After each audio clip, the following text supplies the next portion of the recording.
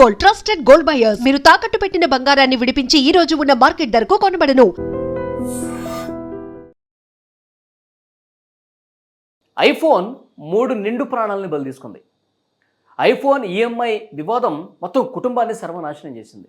మీకు స్క్రీన్ మీద కూడా దీనికి సంబంధించినటువంటి విజువల్స్ కనిపిస్తున్నాయి.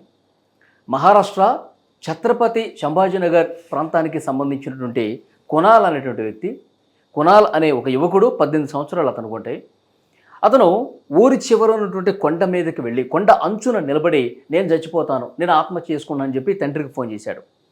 నేను అసలు మీతో ఉండను, నాకు అసలు బతకడం ఇష్టం లేదు, నేను చనిపోవాల్సిందే అని ఫోన్ చేశాడు.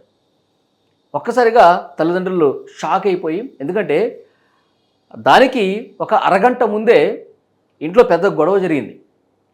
ఈ కునాల్ తల్లిదండ్రులతో గొడవ పడ్డాడు.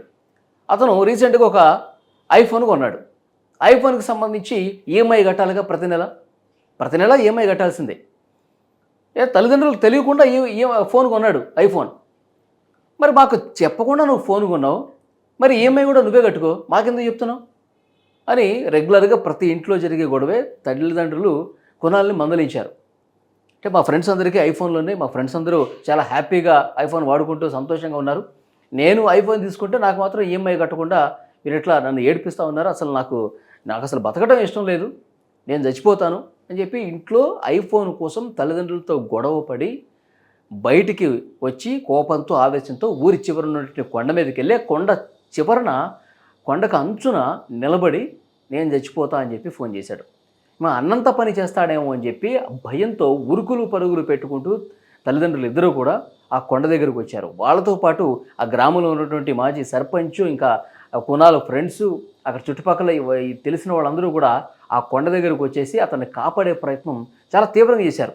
1 కాదు 2 కాదండి, 3 గంటల పాటు ఆ కొండ దగ్గర అతన్ని బతిమాలారు, బుజ్జగించారు.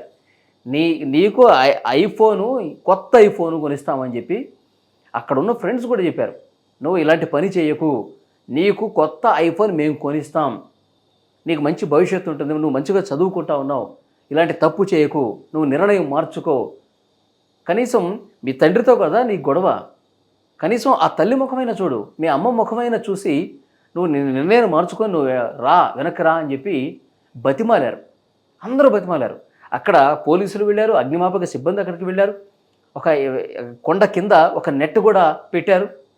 అయితే ఇతను ఏం చేశాడు తెలివిగా, ఇక్కడ నెట్ పెట్టారా, ఇక్కడ కిందకి పోలీసులు వచ్చారా, నేను ఇక్కడ దూకను, ఇంకొంచెం ముందుకెళ్ళి దూకుతా, నేను ఇంకొంచెం అటు పక్కకి వెళ్ళి దూకుతా అని చెప్పి 2-3 సార్లు ప్లేసెస్ కూడా మార్చేశాడు. చాలా బతిమాలారు. 3 గంటల తర్వాత ఆ తండ్రి ఏం చేశాడు తెలుసా, ఎలాగైనా సరే కాపాడాలని చెప్పి దగ్గరికి వెళ్ళి ఒక్కసారిగా చేయి పట్టుకొని ఇట్లా పక్కకి లాగుదామని చెప్పి ప్రయత్నం చేశాడు. ఆ ప్రయత్నంలో ఇద్దరూ కూడా పట్టు తప్పి అతను ఇట్లా చేయి పట్టుకునే లోపే ఇతను తండ్రి చేయి పట్టుకొని ఆ పెనుగులాట్లో ఇద్దరు కూడా కింద బ్యాలెన్స్ కోల్పోయి ఒక్కసారిగా కింద పడిపోయారండి. ఒక్కసారిగా అంత ఎత్తైనటువంటి కొండ నుంచి కిందంతా రాళ్ళు రప్పలే, దబేలని కింద పడిన తర్వాత తలకి దెబ్బలు తగిలి రక్తాలు గారి స్పాట్లో ఇద్దరు చనిపోయారు. అప్పటి వరకు ఆ కొండ దగ్గర ఆ కొండపైనే బుజ్జగిస్తున్నటువంటి ఆ తల్లి ఈ సీన్ చూసిన తర్వాత భర్త కొడుకు ఒక్కసారిగా అట్లా జారిపోయి కింద పడిన తర్వాత అది చూసిన తర్వాత షాక్ అయిపోయి కొన్ని క్షణాల్లోనే 5-6 సెకండ్స్లోనే ఇక్కడ ఇద్దరు లేనప్పుడు నేను ఎందుకని చెప్పి తను కూడా వచ్చి దూకేసిందండి. ఆ తల్లి కూడా దూకేసింది. వెంటనే ముగ్గురు స్పాట్లోనే చనిపోయారండి. అక్కడ ఉన్నటువంటి పోలీసులు, అక్కడ ఫైర్ సిబ్బంది ఎవరైతే వచ్చారో వాళ్ళు ఇంకా షాక్లోనే ఉన్నారు. ఆ టైంలో వెంటనే వాళ్ళు రక్తపు మడుగులో పడిపోయి ఉండగా వాళ్ళని వెంటనే ఆసుపత్రికి తీసుకెళ్తుంటే ఆ టైంకే వాళ్ళు కింద పడ్డప్పుడే చనిపోయారని చెప్పి వైద్యులు చెప్పారు. చూడండి ఎంత బాధ కలుగుతుంది చూడండి. అంటే ఒక ఐఫోన్ కోసం ఆ కొడుకు చేసినటువంటి పిచ్చి పని. తల్లిదండ్రులు ప్రతి ఇంట్లో మందలిస్తూనే ఉంటారు, ఎందుకురా నీకు ఐఫోన్, ఇప్పుడు మనం ఈఎంఐ కట్టాలంటే కట్టగలమా, మన స్తోమత ఏంటి. ప్రతి తల్లిదండ్రులు మధ్యతరగతి కుటుంబంలో ప్రతి నిత్యం జరిగేది ఈ గొడవలు. ఇంట్లో కొడుకేమో నాకు ఫ్రెండ్కి ఐఫోన్ ఉంది, నేను కూడా ఐఫోన్ తీసుకోవాలి, ఇదే కదా జరుగుతుంది. ఫ్రెండు ఒక మంచి బైక్ కొన్నాడు, నేను కూడా అలాంటి బైకే కొనాలి. ఈ విధంగా కంపారిజన్కి పోయి ఇంట్లో తల్లిదండ్రులకు నిజంగా కొనగలిగే స్థితి ఉందా, ఆ స్తోమత ఉందా, ఆ స్థాయి ఉందా అనేది పిల్లలు అర్థం చేసుకోరు. ఎందుకంటే టీనేజ్లో ఉన్నప్పుడు వాళ్ళు ఏదనుకుంటే అది వాళ్ళు ఏదనుకుంటే అది కావాల్సిందే. లేదంటే మారం చేయటం, ఈ బ్లాక్‌మెయిల్ చేసి, బెదిరింపులు చేసి చచ్చిపోతామని చెప్పేసి అనటం. ఇక్కడ కూడా ఇతను నిజంగా చనిపోదామని చెప్పేసి వెళ్ళాడా? లేకపోతే కేవలం బెదిరిద్దామని చెప్పి వెళ్ళాడో తెలీదు గానీ, ఇక వీళ్ళందరూ వచ్చేసరికి 3 గంటల పాటు నరకం చూపించాడు అందరికీ. సరే ఆ 3 గంటల తర్వాతైనా మనసు మార్చుకొని వచ్చాడా? లేదు. తనతో పాటు ఆ తండ్రిని కూడా లాగాడు. అతను అంటే తండ్రిని చంపాలన్న ఉద్దేశంతో అట్లా చేయలేదు గానీ, స్లిప్ అయిపోయింది. ఆ పెరుగులో అట్లా చేయి ఇట్లా పట్టుకొని లాగినప్పుడు కొడుకు కూడా తండ్రి చేయి ఇట్లా పట్టుకున్నాడు. ఆ మూమెంట్‌లో అట్లా జరిగిపోయిందది. స్లిప్ అయిపోయి కింద పడిపోయారు. నిజంగా ఆ తల్లి గుండె ఎంత బరువెక్కుంటుంది చూడండి ఆ టైంలో. ఎంత బాధ కలిగి ఉంటుంది చూడండి. కొడుకు, భర్త ఇద్దరు ఒక్కసారిగా లోయలో పడిపోయేసరికి తట్టుకోలేకపోయింది. ఇంకెందుకు నా జీవితం అని చెప్పి దూకేసింది. కాబట్టి ఇప్పటికైనా ఇక నుంచైనా కుటుంబాల్లో పిల్లలు కొంతైనా సరే ఆలోచన కలిగి ఉండాలి. కొంతలో కొంతైనా సరే విచక్షణ కలిగి ఉండాలి.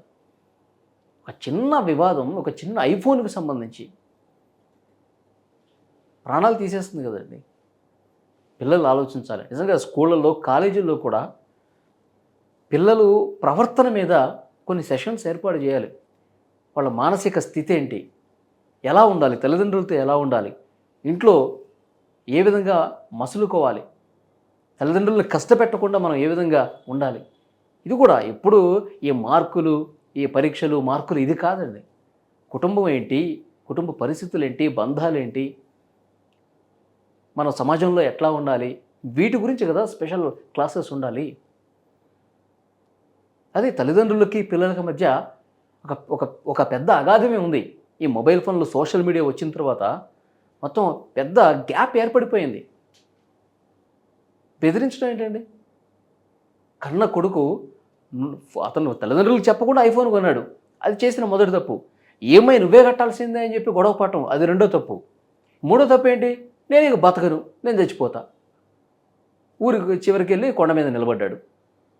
ఇదే అక్కడ ఉన్న వాళ్ళందరూ కూడా ఇంకా హృదయం పూర్తిగా అసలు చాలా తీవ్రంగా కలిచివేసింది. 3 నిండు ప్రాణాలు ఒక్కసారిగా పోవటం అనేది చాలా బాధ కలిగించే విషయం. ఇలాంటి తప్పులు జరగకుండా ఉండాలి. ఇకనైనా పిల్లలు ఆలోచన చేయండి. ఇలాంటి తప్పులు చేయకండి. ఇంట్లో వాళ్ళని బాధ పెట్టకండి. ఈ వీడియో మీద తప్పకుండా మీ అభిప్రాయం ఏంటి చెప్పండి.